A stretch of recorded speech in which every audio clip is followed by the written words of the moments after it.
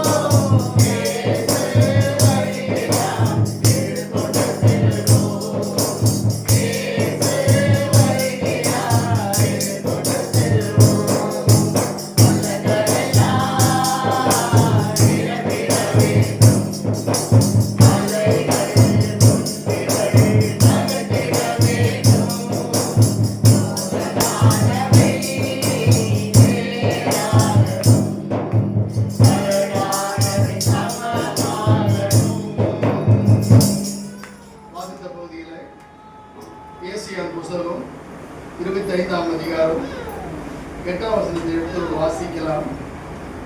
அவர் மரணத்தை ஜெயமாக விழுங்குவார், அவர் மரணத்தை ஜெயமாய் விழுங்குவார்.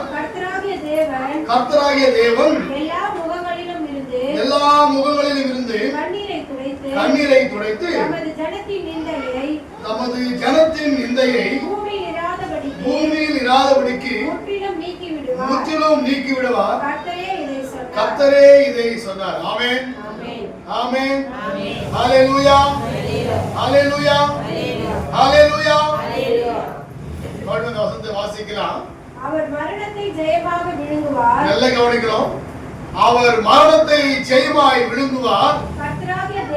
கர்த்தராகிய தேவன் எல்லா முகங்களிலும் இருந்து, நல்லா கவனிக்கிறோம், எல்லா முகங்களிலும் இருந்து கண்ணீரை துடைத்து தமது ஜனத்தின் நிந்தையை பூமியில் இராதபடிக்கு அவர் முற்றிலும் நீக்கி விடுவார்.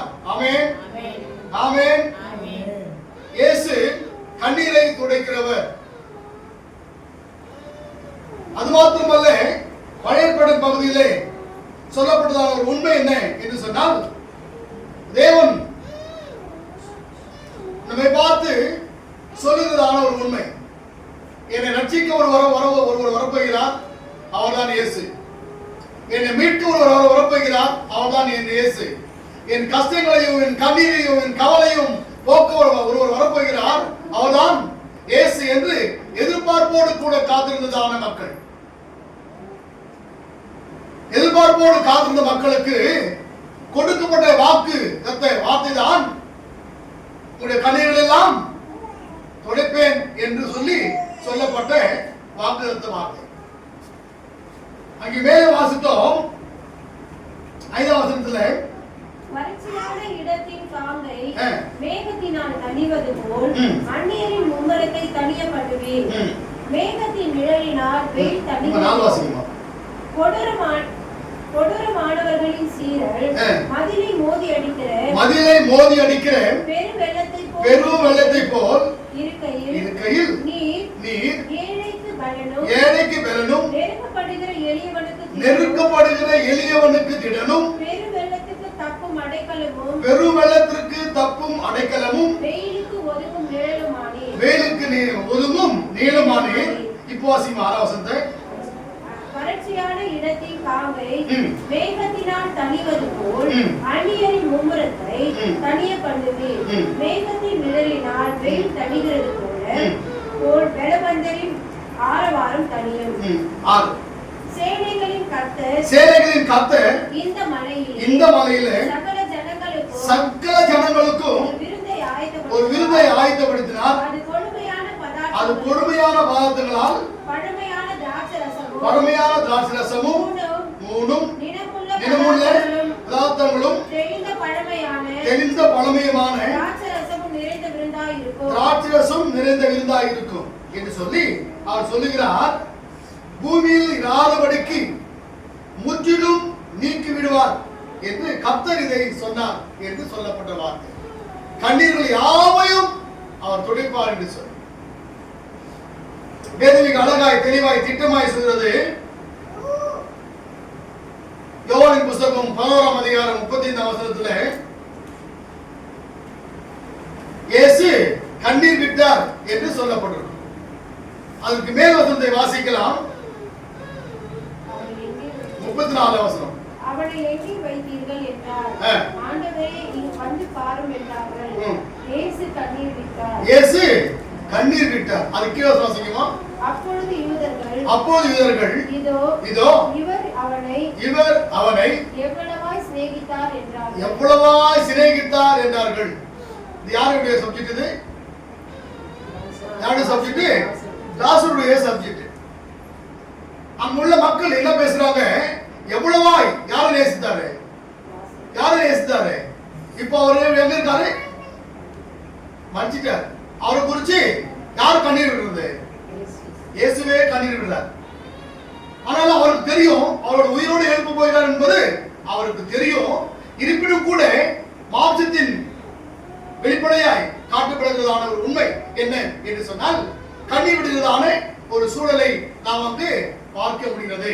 அது மாத்திரமல்ல, கண்ணீர் விட்டார் என்று பார்க்கிறோம். கண்ணீரை காண்கிற ஆண்டவர். 2 ராஜாக்களின் புத்தகம் 20ஆம் அதிகாரம் 5ஆம் வசனத்தை வாசிக்கலாம். கண்ணீரை காண்கிறவர். நீ திரும்பி போய் என் ஜனத்தின் அதிபதியாகிய எசேக்கியாவை நோக்கி உன் தகப்பனாகிய தாவீதின் தேவனாயிருக்கிற கர்த்தர் சொல்லுகிறது உன் விண்ணப்பத்தை கேட்டேன் உன் கண்ணீரை கண்டேன். இதோ நான் உன்னை குணமாக்குவேன். 3ஆம் நாளிலே நீ கர்த்தருடைய ஆலயத்திற்கு போவாய். ஆமென். நீ 3ஆம் நாளிலே கர்த்தருடைய ஆலயத்திற்கு போவாய். கண்ணீரை காண்கிற ஆண்டவர். நம்மோடு கூட இந்த புதிய மாதத்திலே ஆசீர்வாத வார்த்தைகளாய் தேவன் நம்மோடு கூட ஈடுபடுகிறதான காரியங்கள் என்னவென்று சொன்னால், நம்முடைய கண்ணீரை துடைக்கிறவர், கண்ணீரை காண்கிறவர், கண்ணீரின் வாயிலாய் வருகிறான் அத்தனை நிந்தைகளையும் போக்குகிறவர் நம்முடைய ஆண்டவராகிய இயேசு கிறிஸ்து என்று பார்க்கிறோம். ஏசாயாவின் பகுதியில் பார்த்தோம், ஒருவர் வரப்போகிறார், அவர்தான் இயேசு கிறிஸ்து. நம்முடைய நிந்தைகளை மாற்றப் போகிறார், அவர்தான் இயேசு கிறிஸ்து. நம்முடைய கஷ்டம், கண்ணீர், கவலைகளை போக்கப் போகிறார், அவர்தான் இயேசு கிறிஸ்து என்று சொல்லப்பட்டதான உண்மைகளை அங்கே குமரலோடு கூட எதிர்பார்த்திருந்ததான மக்கள், அதற்கு தான் தேவன் பதில் கொடுக்கிறார்.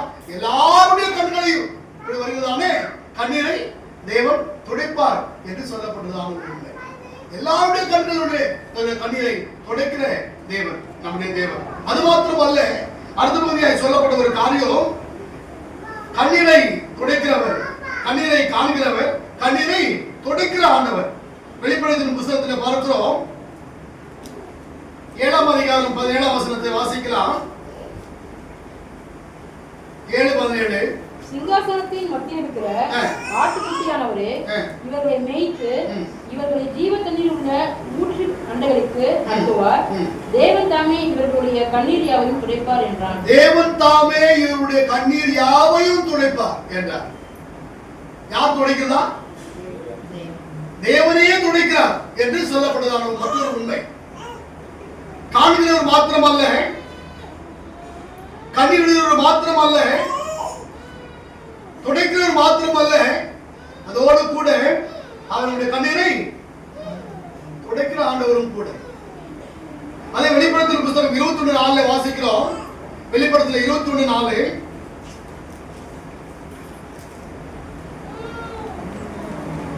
அவர்களுடைய கண்ணீர் யாவையும் தேவன் துடைப்பார். அவருடைய கண்ணீர் யாவையும் தேவன் துடைப்பார்.